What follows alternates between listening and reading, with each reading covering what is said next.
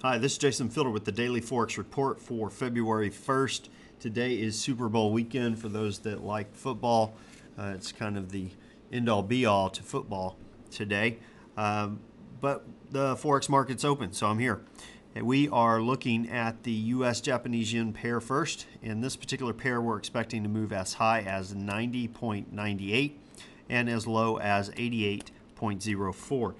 Now, I am looking for some resistance around 90.31 and support around 89.47. Market gapped up around 17 pips, and the probability is that it will retrace prior to the end of the session, or the end of Friday's session.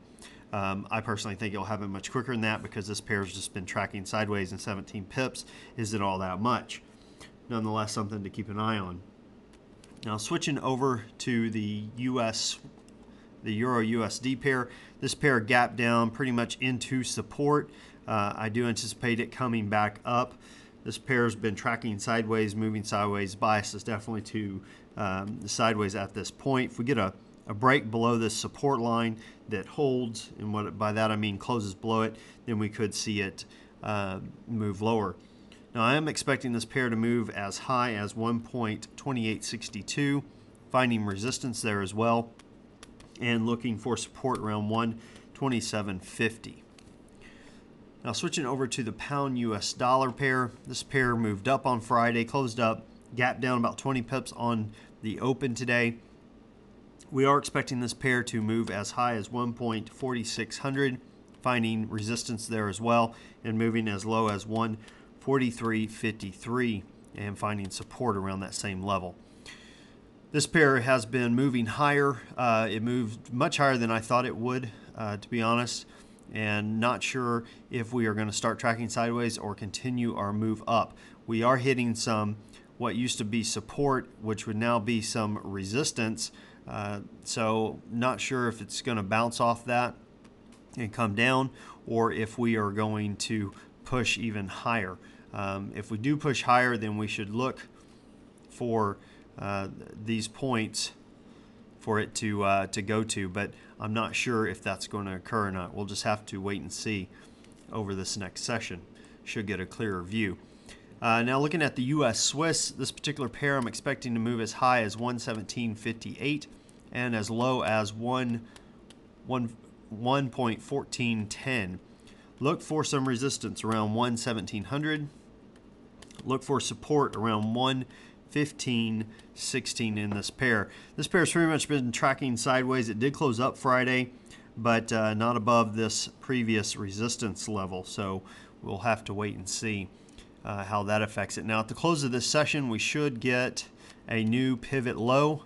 We've had the one we have had for a good long time. And we should see that this become a new support area very soon, as far as transitioning from moving higher to moving lower. A break below this line would mean we are tracking down and we're going to move lower. A break above, a close above this particular high means we're going to go higher. So definitely keep an eye on that going into the next session. We are looking at well, we had a trade on the euro, Euro-Japanese yen pair.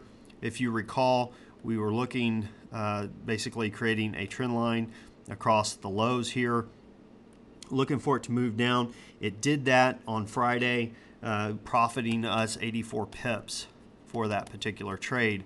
Now, we also had a trade that we're looking at in the pound yen pair.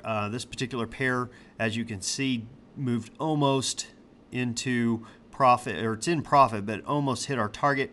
I believe during today's session we will go ahead and tag that target and take that profit off the table. As far as what I'm looking at, pretty much just keeping an eye on this trade, kind of waiting to see what the market does in the 1st of February before we kind of get into the waters any deeper. Now, I am looking at the U.S. releasing their ISM manufacturing report for January. That's being released tomorrow, and we have consensus that it's gone up from 32.4 to 33. Now, looking at the Reserve Bank of Australia they're releasing their rate decision tomorrow at 10:30 p.m.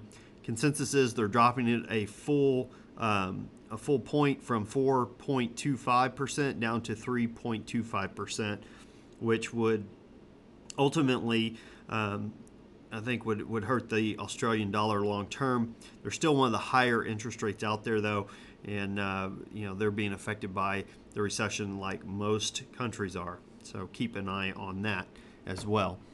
Well, that about does it for today. Until next time, this is Jason Fielder. Good trading.